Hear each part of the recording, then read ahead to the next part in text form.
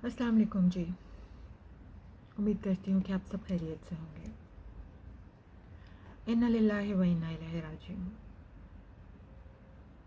तो आप सोचे होंगे कि मैंने ये क्यों कहा। ये मैं इसलिए कह रही हूँ क्योंकि मैंने अपने माशरे के लिए ये दुआ पढ़ी है, इन्ना लिल्लाहि व इन्ना इलैहि राजिऊन। क्योंकि आजकल सोशल मीडिया पर जो चीज़ें देखने को मिल रही हैं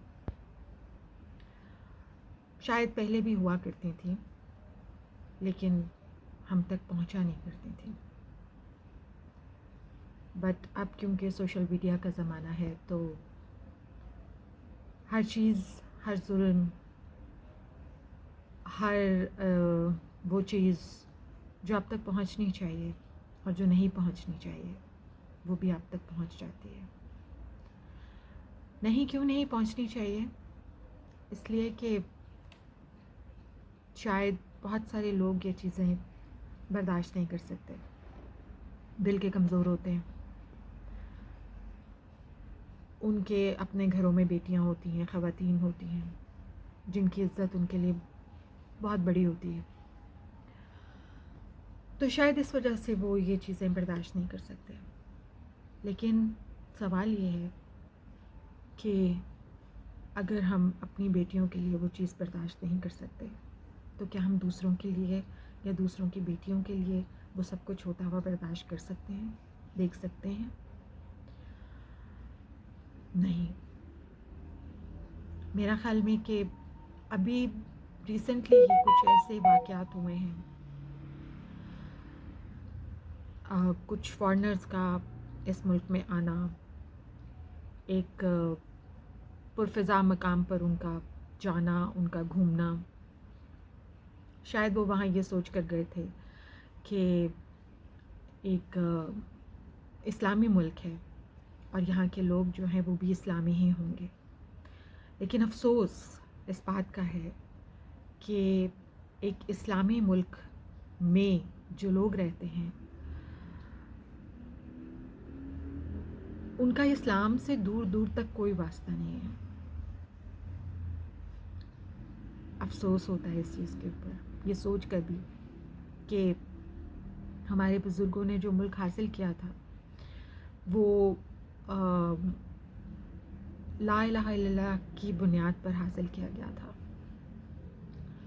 अल्लाह एक है और उसके सिवा कोई इबादत के लायक नहीं है, उसका कोई शरीक नहीं है। लेकिन अफ़सोस कि हमने वो सारी चीज़ें अपने जहन से निकाल फेंकी हैं और इसकी एक बड़ी वजह हमारे मुल्क में जो फ्रस्ट्रेशन पैदा हो रही है, जो लोग हैवानों वाला सलूक एक दूसरे के साथ या ख़वातीन के साथ कर रहे हैं,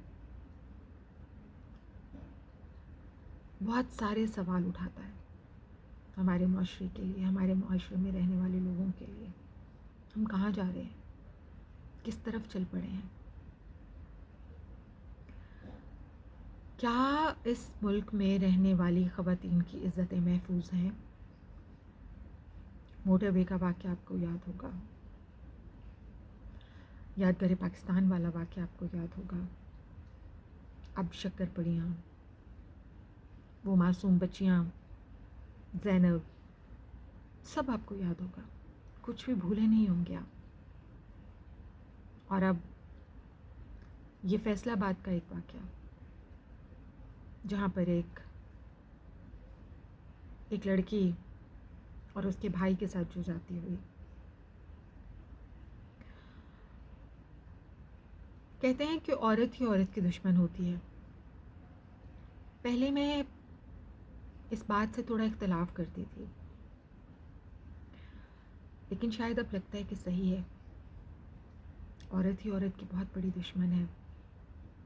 एक बेटी, एक दौलतमंद बाप की बेटी अपने ही कॉलेज के या अपने ही किसी एज की लड़की के साथ, अपने बाप के साथ मिलकर उसे अपने जूते चाटने के लिए मजबूर करती है, उसके बाल काटती है اور اس کا باپ تماشا دیکھ رہا ہے. اس کا باپ اتنا گرا ہوا انسان ہے کہ جس نے اپنی بیٹی کی یہ تربیت کی ہے. صحیح کہتے ہیں نا کہ دولت جو ہے وہ ہونا ضروری نہیں ہے. غیرت ہونا، عزت ہونا، کسی کی عزت کو عزت سمجھنا، یہ بہت زیادہ ضروری ہے. تربیت اپنے بچوں کی، اپنی بچیوں کی، آپ نے کیا کی ہے، آپ کیا کرتے ہیں، یہ اس کے اوپر زور دینا بہت ضروری ہے. اس کے بارے میں سوچنا اور اس پر عمل کرنا بہت ضروری ہے. اپنے بیٹوں کو آپ نے کیا تربیت دی ہے؟ عورت کی عزت کرنا سکھایا ہے؟ لڑکی کی عزت کرنا سکھایا ہے؟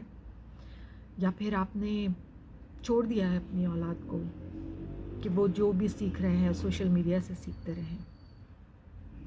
جو بھی بدتمیزی انہوں نے سیکھنی ہے، جو بھی تمیز انہوں نے سیکھنی ہے، وہ سوشل میڈیا سے سیکھ لیں. میں نے جب یہ ویڈیو دیکھی نا تو میری آنکھوں میں آنسو تھے. آنسو اس لیے تھے کہ اگر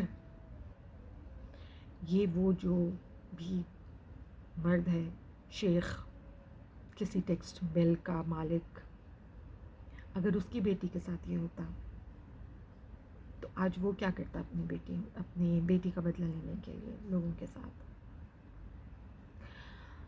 اور اس میں ہمارے نظام کا، ہمارے سسٹم کا، ہمارے قانون کا، ہمارے انصاف کا بہت بڑا ہاتھ ہے.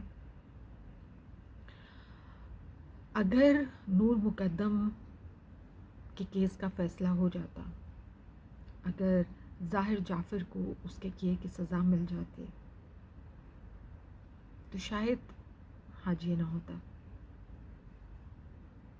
اگر دوسری بچیوں کے ساتھ ظلم کرنے والوں کو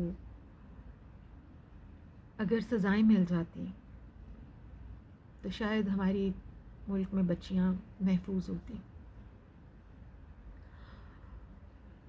قانون بنانے والے اور انصاف کرنے والوں کو اس چیز کو سوچنا ہوگا کہ اگر ان کے بچے اور بچیاں اس ملک سے باہر پڑھ رہے ہیں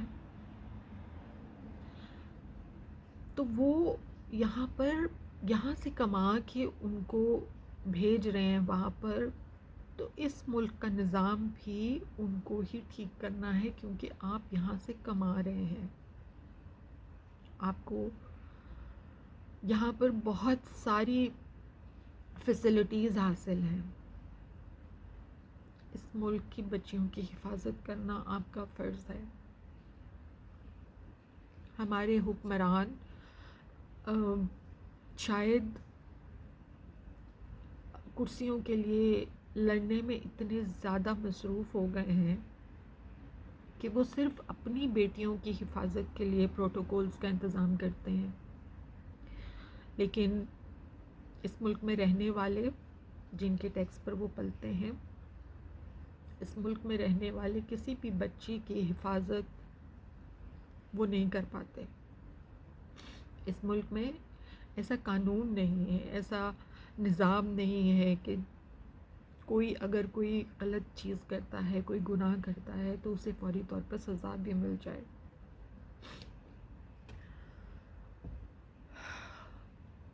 میں معافی مانگنا چاہتی ہوں ان خواتین کے ساتھ جن کے ساتھ یہ ہوا، اور یہ کہنا چاہتی ہوں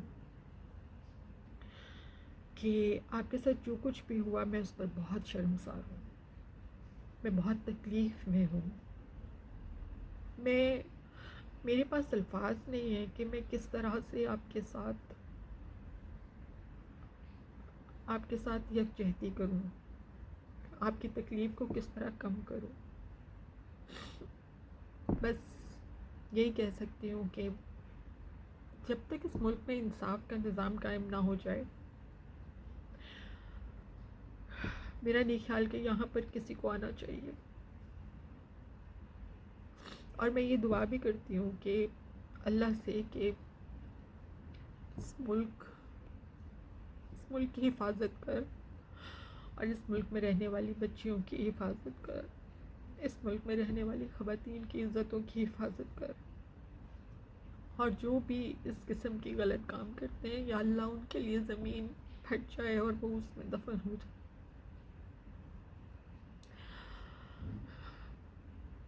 ایک رسول کو ماننے والے، کاش کاش ہم یہی سیکھ لیتے ان سے کہ جس طرح ان کی بچیوں کی، ان کے نواسے نواسیوں کی جس طرح بے حرمتیاں کی گئیں، تم تو ایسا نہ کرو، تم تو وہ کام نہ کرو جو یزید نے کیے تھے۔ یا شاید یہ دعا کرنی چاہیے کہ اللہ پاک اب اس ملک میں بیٹیاں پیدا نہ کرنا، کسی کو بیٹی نہ دینا، کیونکہ اس ملک میں بیٹیوں کی حفاظت کرنے والا کوئی نہیں رہا۔